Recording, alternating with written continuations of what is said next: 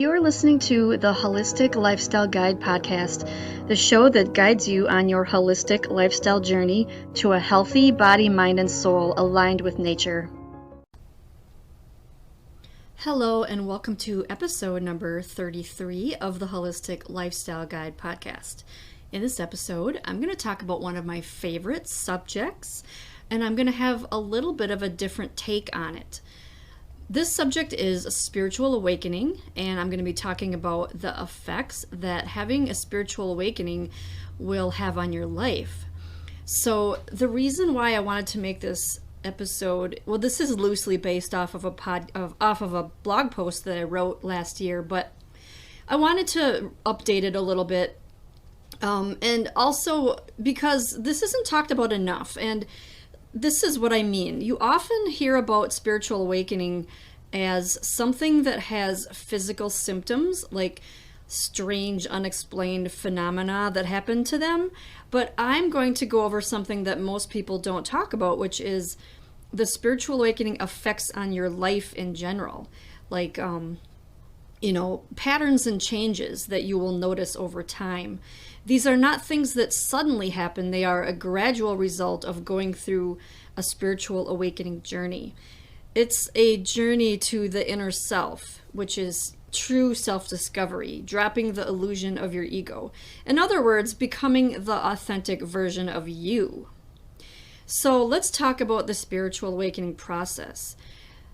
You usually hear about spiritual awakening starting by what is called the dark night of the soul. So this is where something so traumatic and horrible happens to you that it makes you hit rock bottom. It makes you question everything, and it will make you reevaluate your entire life. So this can carry out over a long period or a short one, but the event begins this process usually. So this isn't the only way that a spiritual awakening can happen, but it's a very common one. Another way is just a slow, gradual process of enlightenment where you naturally become aware of things that you weren't aware of before. Another way is by having a strong desire that is sparked by something that you read, something that you heard or seen, anything like that. These things can have a profound effect on you, causing you to change over time. Changes your patterns, your habits, your viewpoints, even your morals and your values can change. But since it is gradual, this is a process, a long-going process, and it happens in stages. So consider yourself lucky if this is a slow, gradual awakening process for you, because it almost feels effortless since you're being guided along the way and it's not abrupt. So a lot of times people will say that change is hard, but with this kind of change, it is so natural that it doesn't feel like a struggle. You will probably feel like an awkward teenager, but if you ride the waves instead of fight them, you will have a smoother ride. So it'll only be a struggle if you don't want to cling to your old ways, or if you do want to cling to your old ways, I should say. And the world is set up to make it hard for us to change. The world is set up so that, there's rules, there's obligations, there's boxes they want you to fit into, there's family obligations and expectations and rules, and those are the things that are going to hold you down. So if you do find yourself in a spiritual awakening, you're going to have to go with that flow rather than stay in the old paradigm of your life. So spiritual awakening is a complicated subject, and it's beyond the scope of this article or this website, with this podcast episode to explain in depth all of the stages. However, the things I will talk about are included in those stages, and they happen over the course of your entire spiritual awakening, and they become apparent about halfway through. I just wanted to focus on the effects on your daily life that you will begin to notice. These are much more gradual and subtle than a single, a hardcore, full-on spiritual event, which is why you don't recognize it as an awakening in the beginning stages. So here are the effects that a spiritual awakening will have on your life. One of the first things you might notice is that your media tastes will change. If you used to love a certain type of music, say you used to be into metal or hard rock, and now you realize you may have more, meditation tracks in your collection, that's a sign that you are going through a spiritual awakening. If you cringe when you hear lyrics about sex and drugs in a song that you grew up listening to, that's another sign. So even further, if you used to look forward to driving with your windows down, cranking your music, but now you don't really need the world to hear, you don't need to blare it out your windows, because it's not all about the ego. It's all about, just you absorbing this information, and it can be more than music. You could be listening to podcast episodes, and that's a great sign that you have grown spiritually, as when you would rather listen to educational and uplifting and spiritual things that are about growth, not so much entertainment. So, if you choose to not listen to music as much as you used to, that's a sign. You might also realize that you have a huge collection of spiritual books when you never used to like reading. This happened to me. I used to hate being forced to read books in school, but as I went through my spiritual awakening, I couldn't get enough of personal development books, spiritual books, and other educational books to help me improve my life. So you might also feel like watching a movie is a waste of time unless it's a documentary where you're actually learning something. This is actually one of the first things I noticed. I particularly stopped liking horror movies, action movies, or anything that had a lot of negativity in them, such as fighting, explosions, and murders, and things like that. The entertainment industry is there for the sole purpose to entertain you.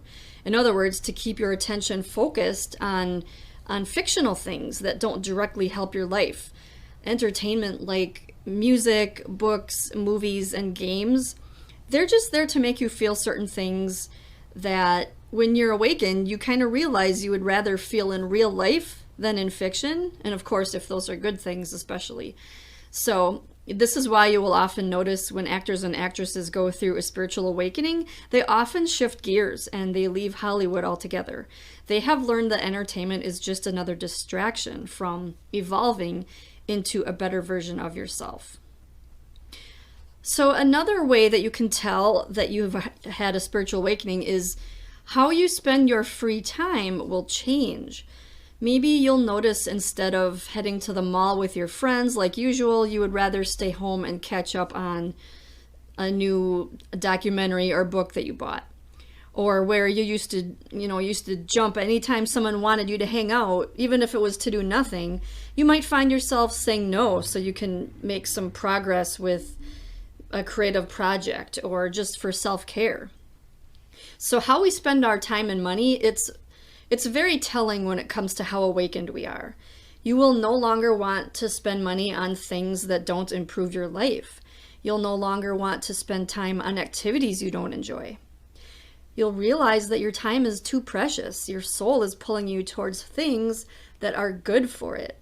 And this is why minimalism is so popular with spiritual people and people that have gone through personal growth, because they realize things and material objects do not make you happy, and they're, you probably heard of Marie Kondo, does it spark joy?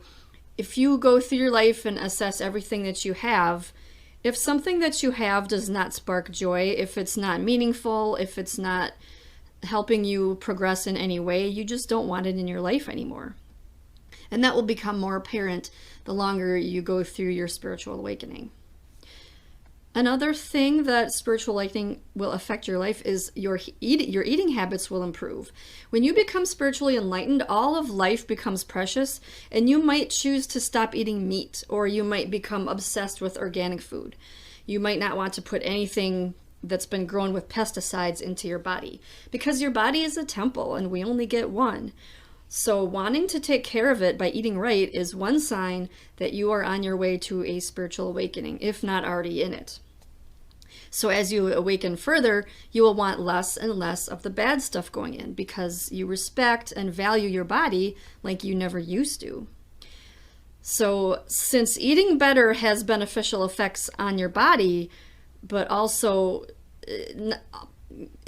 your mind and soul, this is another sign that your higher self is nudging you towards doing good things for your soul. It's a trickle-down effect. What you put into your body eventually makes its way to your mind and later to your soul. And that brings me to the next one on this list, is that you will want to find your life purpose. So your life purpose is the reason you are here. It's what it is behind the entire meaning of life. This is a personal thing for everyone. If you are consciously searching for a deeper meaning and you have a strong desire to fulfill a specific purpose, that is a sign of spiritual awakening.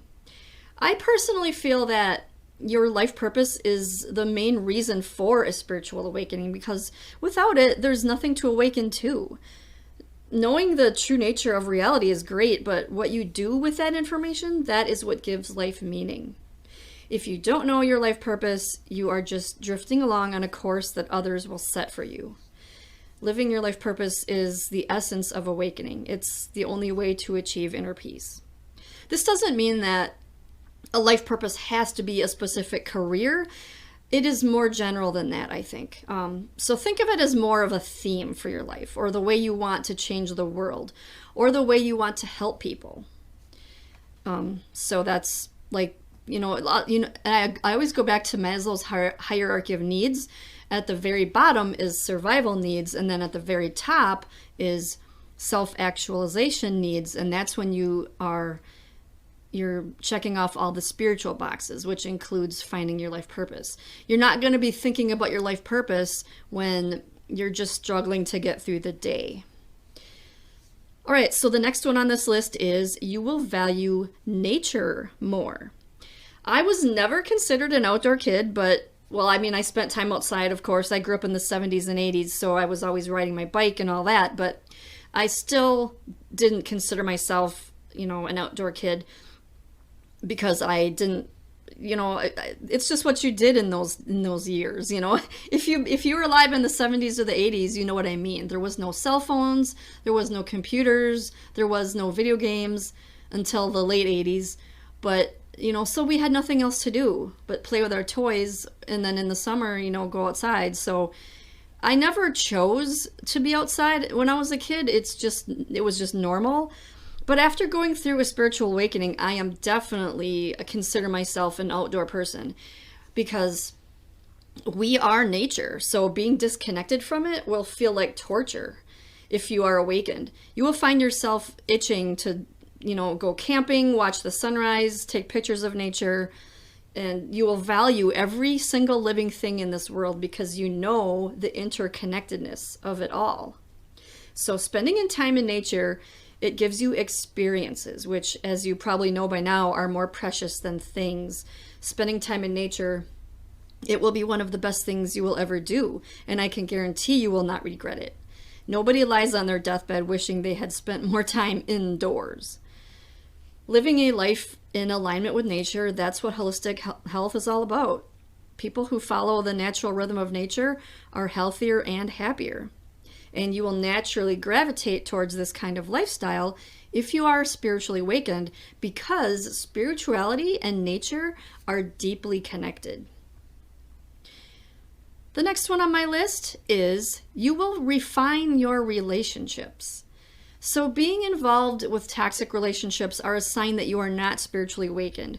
Once you begin the process of awakening, you will no longer want to be surrounded by drama, gossip, cheating and lying, competition, jealousy, control, and all of these negative traits that usually plague toxic relationships. This can go for family members as well as friends and acquaintances. So just because someone is related to you doesn't mean they are automatically healthy for you. And part of a spiritual awakening is realizing that important truth. You will find yourself going through a major mindset shift from wanting others to like you to wanting others to find others that you like. There's a huge difference there. I used to be like this. I used to be so looking for people to connect to, and I wanted them to like me. But as I started spiritually awakening, I realized that's not it. That's not how you do it. How you do it is you want to like the people. You don't really care if they like you. You just want to find people that you can vibe with. And you don't care if they like you back. So that's the crucial mindset shift. So it's important to understand that difference. It no longer becomes about wanting to impress people. That is all from the ego. You no longer care what people think.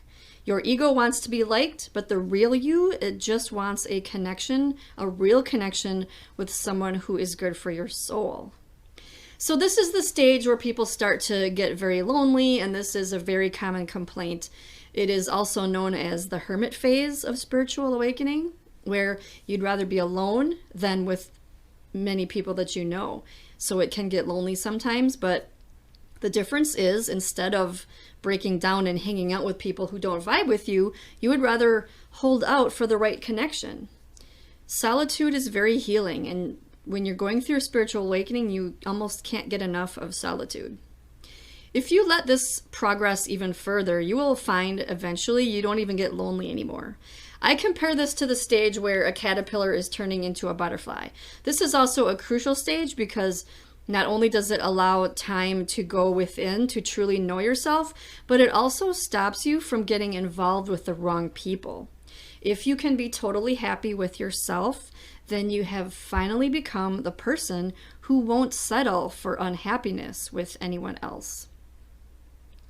So I'm sure a lot of this is sounding familiar to you. If you listen to this episode because the title drew you in, then most likely you are going through a spiritual awakening, or you're curious of what effects that it will have on your life and what things that you can look for. So I hope this was helpful to you. And I'd like to thank you for joining me in this episode of the Holistic Lifestyle Guide podcast. Be sure to visit my website, holisticlifestyleguide.com, where you can read articles about holistic health and wellness and spirituality and self-care and all of that good stuff. And you can also subscribe to get freebies delivered to your inbox every week. So be sure to do that. And I am sending you good vibes and good health, and I will see you next week.